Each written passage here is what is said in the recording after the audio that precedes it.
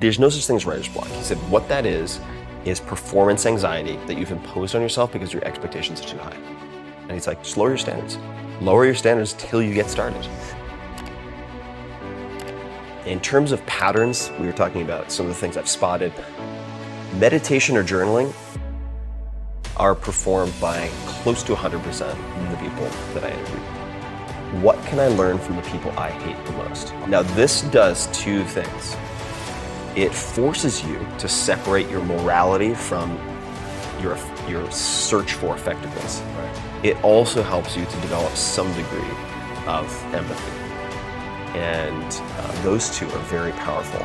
So what can I learn from the people I hate most is a very, very useful practice. So I'll journal on that very often. Are you being busy or are you being productive? What makes you angry was one of the key pieces of advice that I was given by a writer named Poe Bronson. When I asked him, what do you do when you have writer's block? He said, what makes you angry? So just write that. Copyright your faults. And of course there are weaknesses you should address, but then there are flaws that can be converted into strengths. So I think that's another way to catalyze creativity or just creating anything, is to realize that some of your biggest flaws may in fact be assets. This is Derek's recommendation to his younger self and really to any 20 or 30 something, but it applies to everybody, which is, in effect, you can do almost everything you want in life, but you can't do it at the same time. And if you can just dedicate yourself to one thing for even a year, and then the next thing for a year, you can do those 10 things. He said, when I start to get really stressed out, I just stop. Because I realize 95% is enough for getting almost all of the results that I want and making it sustainable.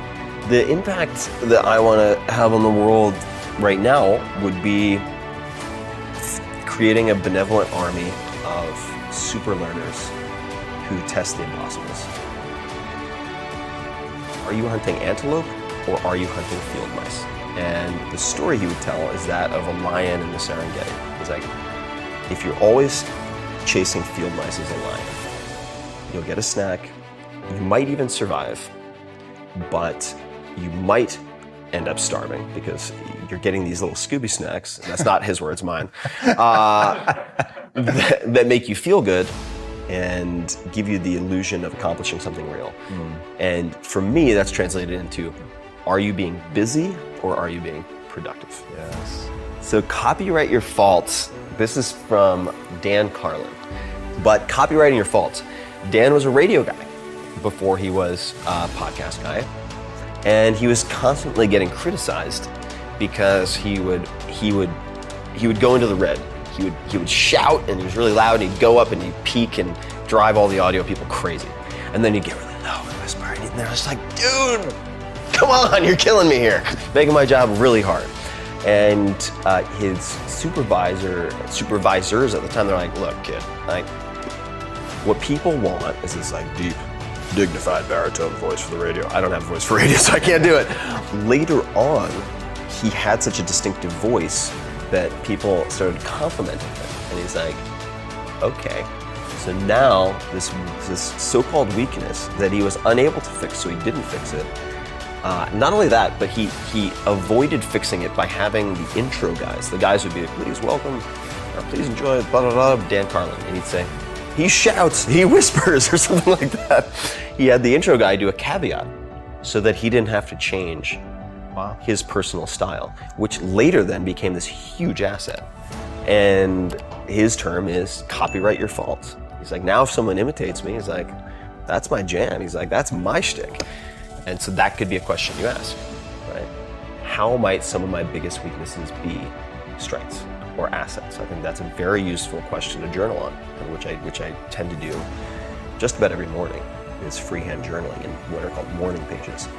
But talking about creativity, morning pages we should talk about. Julia Cameron describes them as spiritual windshield wipers. And the way I would translate that is, when you do morning pages, and you might just be complaining, like your lesser self, your worst self coming out on pages, just bitching and moaning, is you get that out of your system for the day.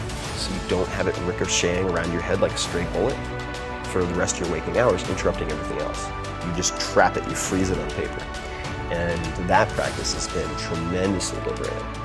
Not only from a well-being standpoint, but from just freeing up my CPU so that I can focus on things that are more important. Because if I have all that, like, God, that guy and the dad and the dad, like I should have said bye, like all that bouncing around all day, it's like you have antivirus software just slowing down your, why is this so slow? It's like, yeah, because you're thinking about these stupid grudges that you're holding against people for trivial bullshit. Like, who cares if the guy at Starbucks bought the last thing of cashews, you idiot? Like, Ferris. Deeply trouble. Yeah, like Ferris pulled together. So if I get it on paper though, I'm like, okay, I've dealt with that. Now, in the book, you encourage people to bounce around. What's one thing that you hope nobody skips? So the book's broken into 3 sections. You have healthy, wealthy, and wise, which is a nod to Ben Franklin. I mean, they're all interdependent, right? Because they're sort of the 3 legs of the stool: healthy, wealthy, and wise. So I do think you need all 3. So Derek Sivers is this like programmer monk, philosopher king startup entrepreneur who started CD Baby, which was the largest marketplace for independent musicians at the time. Sold it for, I think, $24 million. But he and Seth Godin, I think, are 2 examples of people who are very good at genuinely, in real life, following contrarian rules that work exceptionally well. So Derek has a couple of one-liners that I think are really fantastic. So I'll give you a few. One is, if more information were the answer, we'd all be billionaires with 6-pack abs. That's a good one, right? And just absorbing, not even absorbing, just reading and watching and listening to more isn't enough. Like, you have to apply it. You have to use incentives. You have to have rewards and punishments set for yourself so you actually get things done, timelines, etc. So that's one. Another one is don't be a donkey. And that, so he says that to himself all the time, like, don't be a donkey, don't be a donkey. And the reason is, there's I want to say, it might be a philosopher's paradox, but I don't think it is. I think it's just a parable about Buridan's ass. So it's about a donkey who is thirsty and hungry, and there's water on one side, a few feet away, and hay on the other. And he can't decide whether to do the hay first, or the water. The hay or the water, and he dies of thirst at the end of it. He couldn't do them sequentially. So this is Derek's recommendation to his younger self, and really to any 20 or 30 something, but it applies to everybody, which is, in effect, you can do almost everything you want in life, but you can't do it at the same time. And if you can just dedicate yourself to one thing for even a year, and then the next thing for a year, you can do those 10 things. But if you try to do all 10 at once, you're gonna be Buridan's ass. Should I do this? Should I do this? Or should I focus on this? Or should I focus on this? So don't be a donkey.